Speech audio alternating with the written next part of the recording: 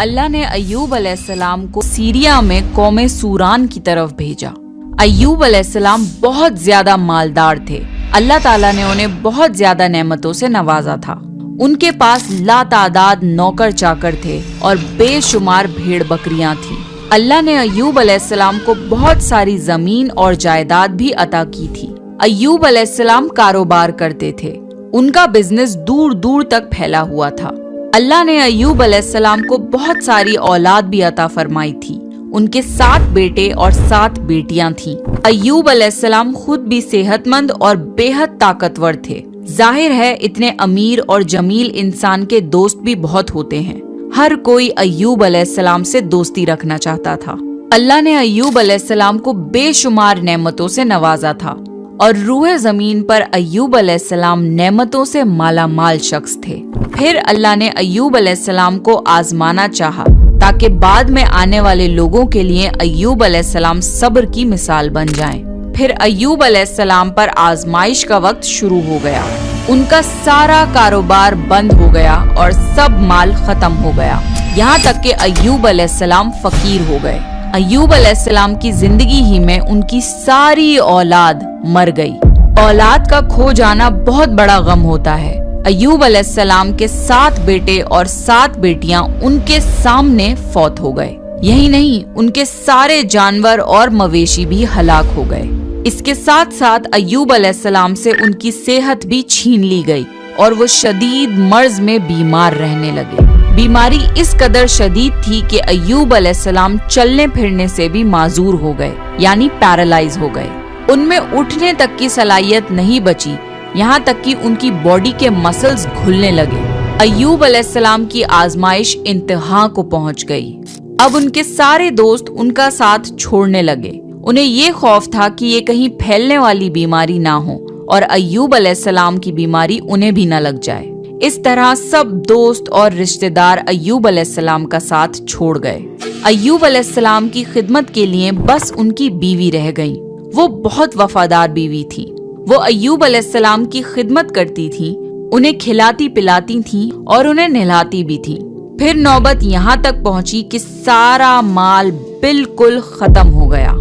बेचने के लिए भी कुछ नहीं बचा था।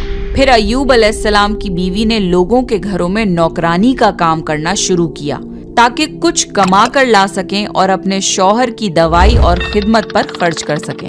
अय्यूब अलैहिस्सलाम पर ये आजमाइश 1-2 महीने नहीं बल्कि पूरे 12 साल जारी रही।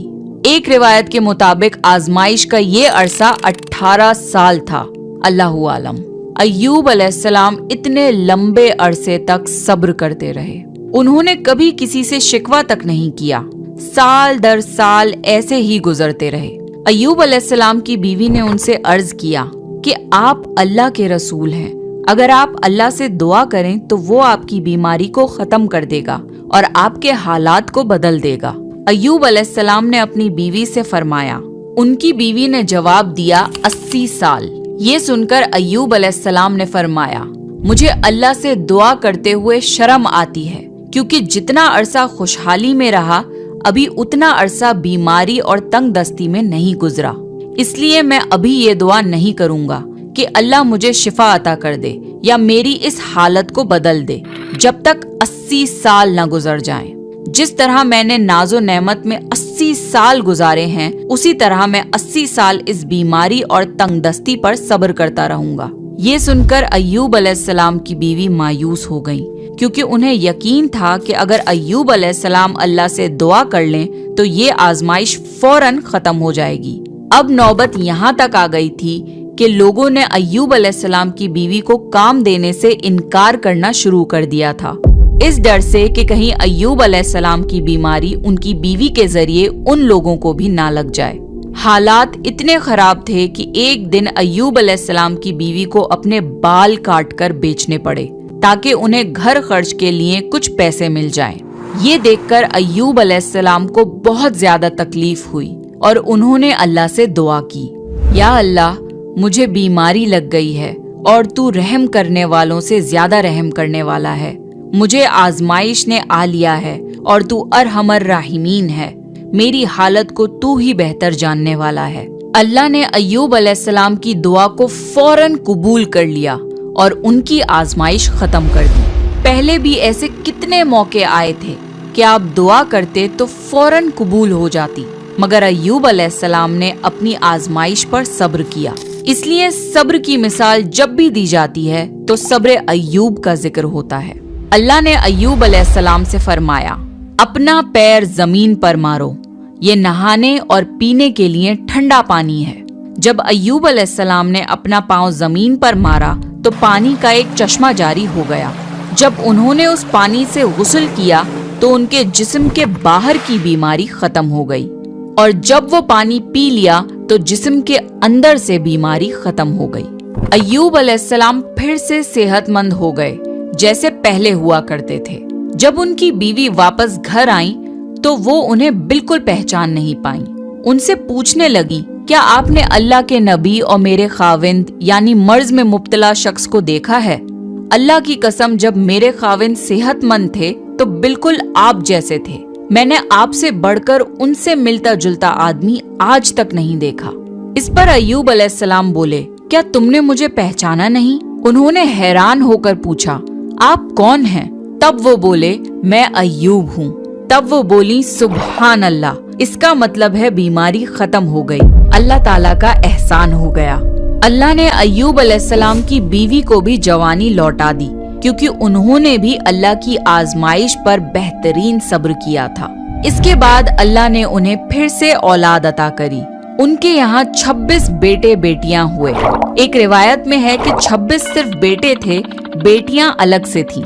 मोहम्मद सल्लल्लाहु अलैहि वसल्लम ने फरमाया, जब अय्यूब अलैहिस्सलाम गुस्ल फरमा रहे थे तो उन पर सोने की टिड्डियों की बरसात होने लगी। अल्लाह अय्यूब अलैहिस्सलाम को गुस्ल करने के दौरान ही नवाजने लगा। अय्यूब अलैहिस्सलाम ने उन सोने की टिड्डियों को अपने कपड़ों में जमा करना शुरू कर दिया।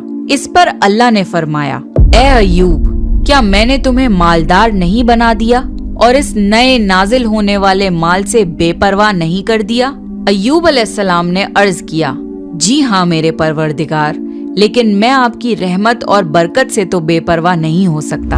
अल्लाह ने अय्यूब अलैहिस्सलाम की जवानी और सेहत वापस कर दी, माल और दौलत वापस कर दिया, खानदान और औलाद फिर से अता कर दिए। अल्लाह जिसे चाहे उसे आजमाता है और जिसे चाहे उसे नवाजता है, और अगर अल्लाह हमसे कुछ ले ले तो उससे बेहतर अता करता है।